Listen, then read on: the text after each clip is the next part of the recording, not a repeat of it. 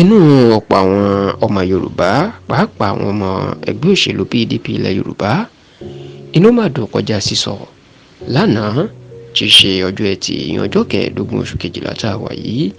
nígbà tó fojú hàn pé ìjà àárín gómìnà Ṣèyí Mákindé ti ìpínlẹ̀ Ọ̀yọ́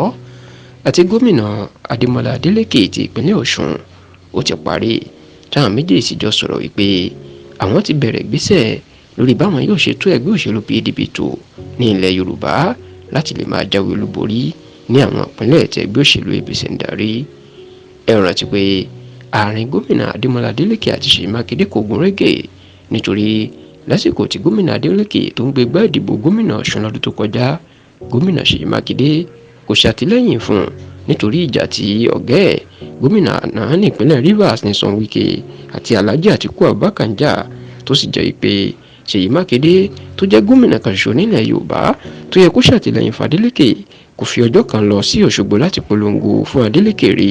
Kódà lẹ́yìn tí Adeleke jáwé olúborí níṣe ó ní àárín àwọn méjèèjì kò tún gún régé tí wọn kò sì jọ ṣe àṣepọ̀ pàápàá lásìkò ètò ìdìbò tí ó wáyé láàrin ààrẹ Bọ́lá Ahmed Tinubu àti Alhaji Atiku Abubakar lóṣù kejì ọdún yìí. ṣá o ní àná òde òní ó ní gómìnà Adémọ́lá Adeleke jọ gbìyàn lójú pẹ̀lú bó ṣe ṣe àyẹ̀wò òjijì sí Ṣèyí Mákindé nílé ìjọba lásìkò tí kò rò àti lásìkò tí kò sọ fún tẹ́lẹ̀ pò ń bọ̀. Ẹ rántí pé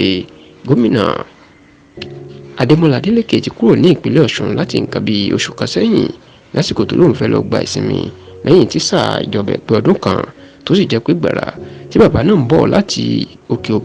òkè òkun ìyẹn ní ìlú Bangkok lórílẹ̀‐èdè Thailand bó ṣe balẹ̀ sí ìlú Èkó tó ń lọ sí ìpínlẹ̀ Ọ̀ṣun inú wọ ilé ìjọba ìpínlẹ̀ Ọ̀yọ́ lójijì láì sọ fún Ṣèyí Mákindé tẹ́lẹ̀ pò ń bọ̀. Àsìkò tó sì dé Ṣèyí Mákindé ń bá àwọn kọmíṣánná ẹ̀ ṣèpàdé lọ́wọ́ ni ṣùgbọ́n bó ṣe dé inú Ṣèyí Mákindé dùn táwọn méjèèjì sì dì mọ́ra wọn tí wọ́n rẹ́rìn-ín. Nínú ọ̀rọ̀ ẹ̀ gómìnà Adémọ́lá Adeleke ní òun wò pé kò ní dára kóun máa gba ìlú Ọ̀ṣun lọ pẹ̀lú bóun yóò ṣe gba ìlú Ìbàdàn kọjá kóun má kí gómìnà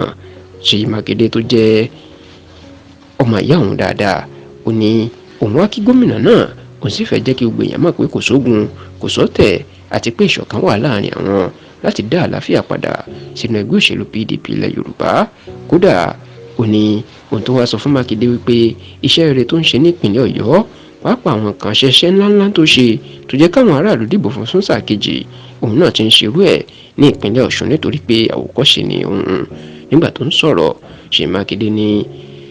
bọ̀dá òun dáadáa ó ní gómìnà Adémọ́lá Adeleke ọlájọṣepọ̀ gidi ló wà láàrin àwọn. Kódà ó tó bá gómìnà ṣàwàdà wípé níṣe lójú ẹ̀ ń dàn àti pé òun náà ń lọ fún ìsinmi lọ́dún tó ń bọ̀ tó sì ṣeé ṣe kóun náà lọ sórílẹ̀-èdè tó lọ nítorí pé ojú ẹ̀ kàn ń dán sí ni. Ṣèyí Mákindé wá jẹ́ kó di mọ̀ ọ́ epo wọn àti Adeleke àwọn ti jọ panupọ̀ báyìí láti jọ fọwọ́sowọ́pọ̀ lórí bí ẹgbẹ́ òṣèlú PDP bí yóò ṣe fẹsẹ̀ múlẹ̀ tí yóò gbòòrò ní ilẹ̀ Yorùbá tí wọn yóò sì máa jáwé olúborí nínú àwọn ètò ìdìbò tó ń bọ̀ lọ́jọ́ iwájú.